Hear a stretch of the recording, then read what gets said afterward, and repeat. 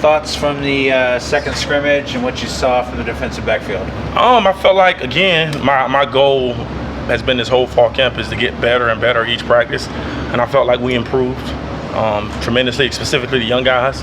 I was able to get a lot of the young guys a lot of reps, and I feel like they're trying to do what I'm asking them or what we're asking them to do as a defense. I felt like they contested balls, made plays on balls.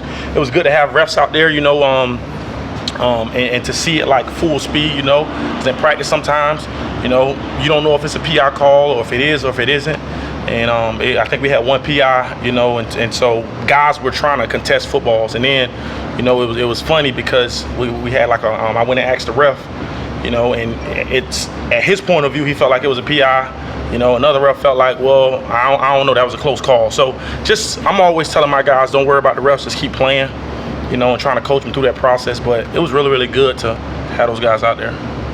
How are the young? You mentioned some of the younger guys. I don't know if you're to a point you can share if any of them are standing out. But yes, sir. As a whole, how are they looking, and if anyone is? As a whole, they're all extremely talented. I'll reiterate what I said a couple weeks ago.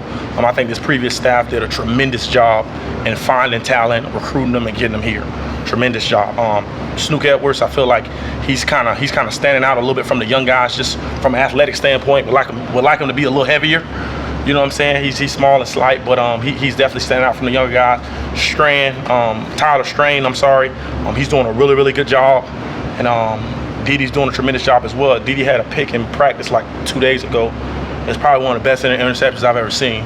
It was like unbelievable. And the whole defense went nuts. But guys are stepping up to that level. Curry, phenomenal. You know what I'm saying? I still think like his body's just turning into something freaky, man. You know what I'm saying? Like that kid, by the time it's all said and done, he may end up switching positions from corner to safety. You don't know, but we're kind of playing him at multiple spots. He's a corner, he's a nickel. You know what I'm saying? Kind of letting him play the game a little bit, and not really saying that he's this position or that position, just based on his skill set. As he kind of progresses, I think it'll kind of figure itself out. I wanted to ask you, last week you talked about the way you coach and the confidence, yes, and that you don't really throw people out of practice. Right. Does it take a little of like, because I don't know that all freshmen are used to that. I think usually if you make a mistake in high school, you're probably not. Right. Does it take a little time to get them to understand, like, hey, it's okay to be aggressive and maybe get beat a little bit? 100%. I think obviously having a teaching background and then playing the position. I'm not a guy some coaches in this profession, they've never played the position. They can tell a guy something. They're great teachers. They're phenomenal teachers. But I think when you've played the position, you can come at them a certain way to where you feel confident in that because you've been in that spot. And again, like when we're watching these guys' high school tapes, like it's something about their high school tapes that's telling us that they're really, really good football players. And when they get here, sometimes freshmen can lose that edge, and I personally don't want them to lose that edge.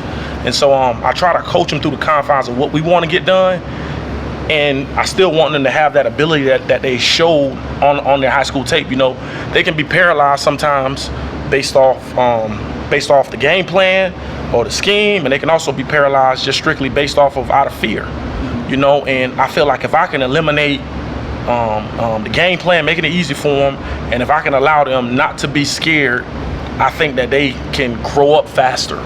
Not to say they're gonna make all the perfect, not to say they're not gonna make any mistakes, but I think that there's a level of added confidence as you move forward that allows them to just play freely, and they can kind of play carefree. Now, I say that with a grain of salt. You know what I'm saying? I also want them to understand what we're trying to get done defensively. But again, right, these guys have a talent, and I want them to be able to utilize that. I want them to have confidence in their skill set. Just go out there and play. Brett told us yesterday that he felt the offense kind of made a step forward, get a little closer with the defense as far as learning to install. How do you feel like the offense during that scrimmage yesterday really challenged your guys specifically? I told Coach McDonald after the scrimmage was over, I told him he made it really, really tough for me. The wide receivers made some catches on some 50-50 balls. They did a tremendous job. Obviously, me and Coach McDonald go way back, but I feel like when those guys are in rhythm offensively, it's only going to make us better. You know what I'm saying? I think throughout the course of the last couple of weeks, it's been an ongoing challenge between the corners and wide receivers, secondary wide receivers. And I feel like yesterday, the wide receivers took a step forward. you know, and it made us all better. You know what I'm saying? So it was overall as a team collectively, it was a great day. You know what I'm saying? It wasn't like one side just was totally dominant. It was some back and forth, and I think when you get back and forth, you got a balanced football team.